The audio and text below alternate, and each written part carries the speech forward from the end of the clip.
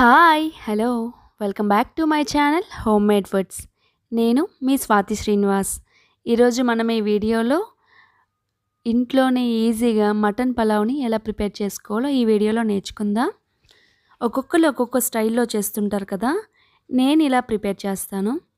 నేను normal రైస్తోనే పలావ్ని prepare చేశాను. మీరు కావాలనుకుంటే బాస్మతి రైస్తో కూడా ప్రిపేర్ చేసుకోవచ్చు. నేను చెప్పే స్టెప్స్ని ఫాలో అయితే ఈజీగా చేసేసుకోవచ్చు. ఎక్కువ ప్రాసెస్ ఏమీ అవ్వదు. మరి వీడియోలోకి వెళ్ళిపోదామా? ఈ వీడియో మీకు హెల్ప్ అయినట్టయితే మీ ఫ్రెండ్స్ అండ్ ఫ్యామిలీ మెంబర్స్కి షేర్ చేయండి. ముందుగా 1/2 కిలో మటన్ని 3 టైమ్స్ బాగా వాష్ చేసుకున్నాక ఒక బౌల్లోకి తీసుకొని మటన్కి సరిపడా సాల్ట్ని యాడ్ చేయాలి.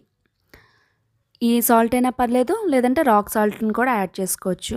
కొంచెం పసుపును కూడా యాడ్ చేసి 2 స్పూన్స్ వరకు మసాలా కారాన్ని యాడ్ చేసుకుంటున్నాను. మీ దగ్గర మసాలా కారం లేకపోతే నార్మల్ కారం వేసి కొంచెం గరం మసాలాని కానీ మటన్ మసాలాని కూడా యాడ్ చేసుకోవచ్చు. ఇవన్నీ యాడ్ చేసుకున్నాక బాగా మిక్స్ చేసుకోవాలి. మిక్స్ చేసుకున్నాక 2 స్పూన్స్ వరకు ఆయిల్ని యాడ్ చేసుకుంటున్నాను. తర్వాత 2 స్పూన్స్ వరకు కర్డ్ని కూడా యాడ్ చేసుకుంటున్నాను. కర్డ్ యాడ్ చేసుకోవడం వల్ల మటన్ కుక్ అయ్యేటప్పుడు సాఫ్ట్గా కుక్ అవుతుంది. పెరుగు ఎప్పుడు ముందు యాడ్ చేసుకోకూడదు, లాస్ట్లో యాడ్ చేసుకుంటేనే ముక్కకి ఉప్పు కారాలు బాగా పడతాయి. దీన్ని 1 అవర్ పాటు మ్యారినేట్ చేసుకోవచ్చు. టైం ఉంటే 2-3 అవర్స్ పాటు ఫ్రిడ్జ్లో పెట్టుకున్నా సరే ముక్కలు మెత్తగా ఉడుకుతాయి. ఒక కుక్కర్లో 1 స్పూన్ వరకు ఆయిల్, 1 స్పూన్ వరకు నెయ్యిని యాడ్ చేసి హోల్ గరం మసాలాని కూడా యాడ్ చేసుకుంటున్నాను. ఇలా యాడ్ చేసుకున్నాక మటన్ పలావ్ అయితే కొంచెం ఆనియన్స్ ఎక్కువగానే పడతాయి. అలా వేసుకుంటేనే టేస్ట్ బాగుంటుంది. 1.5 కప్ వరకు ఆనియన్స్ని యాడ్ చేసుకుని 6-7 పచ్చిమిరపకాయలను యాడ్ చేసుకుని బాగా ఫ్రై చేసుకోవాలి. ఈ ఉల్లిపాయలు గోల్డెన్ బ్రౌన్ కలర్ వచ్చేంత వరకు ఫ్రై చేసుకుంటే టేస్ట్ బాగుంటుంది.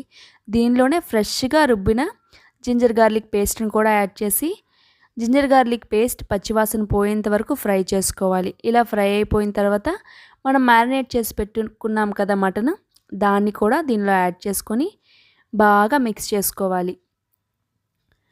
ఫస్ట్ 5 నిమిషాలు హై ఫ్లేమ్లో పెట్టుకొని కొంచెం ముక్క నుంచి వాటర్ అనేది రిలీజ్ అవుతుంది కదా, తర్వాత లో ఫ్లేమ్లో పెట్టుకొని ఇంకొక 10 నిమిషాలు ఫ్రై చేసుకుంటే ముక్కలు బాగా మగ్గిపోతాయి. చూసారు కదా, ఇలా ఎక్కువ వాటరీగా కాకుండా ఈ కన్సిస్టెన్సీ వచ్చేంత వరకు బాగా ఫ్రై చేసుకోవాలి. దీనిలో నేను 1 గ్లాస్ వరకు వాటర్ని యాడ్ చేసుకుంటున్నాను. అంటే ముక్కలు ఆఫ్ వచ్చేంత వరకు వాటర్ యాడ్ చేసుకోవాలి. ఇలా యాడ్ చేసుకున్న తర్వాత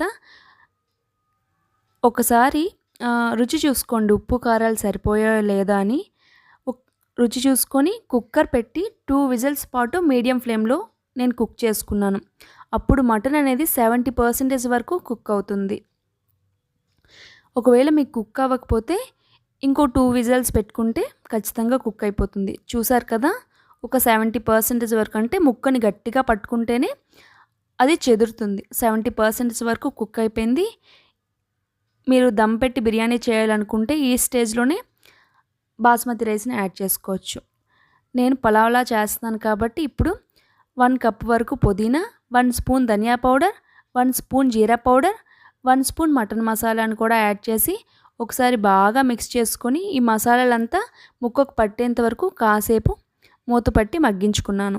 ఇలా బాగా మగ్గిన తర్వాత నేను 1 గ్లాస్ బాస్మతి రైస్ అంటే నార్మల్ రైస్ తీసుకుంటున్నాను కాబట్టి 2 గ్లాసెస్ వరకు వాటర్ని యాడ్ చేసుకొని రుచికి సరిపడా ఉప్పును కూడా యాడ్ చేసుకొని ఈ స్టేజ్లో ఒకసారి ఉప్పు చూసుకోవాలి. లాస్ట్లో కొత్తిమీరను కూడా యాడ్ చేసుకుంటున్నాను. 1/2 అవర్ పాటు నానబెట్టిన నార్మల్ రైస్నే యాడ్ చేసుకొని ఒకసారి బాగా మిక్స్ చేసుకొని కుక్కర్లో హై ఫ్లేమ్లో 2 విజిల్స్ పెట్టుకుంటే సరిపోతుంది. చాలా యమ్మీగా ఉంటుంది. ఒకసారి ఖచ్చితంగా ట్రై చేయండి. లిడ్ ఓపెన్ చేసి చూసిన వెంటనే ఇలా తేమగా ఉన్నట్టుగా అనిపిస్తుంది, కానీ 5 నిమిషాలు పక్కన పెట్టేస్తే పొడి పొడిలాడుతూ మటన్ పలావ్ రెడీ అయిపోతుంది.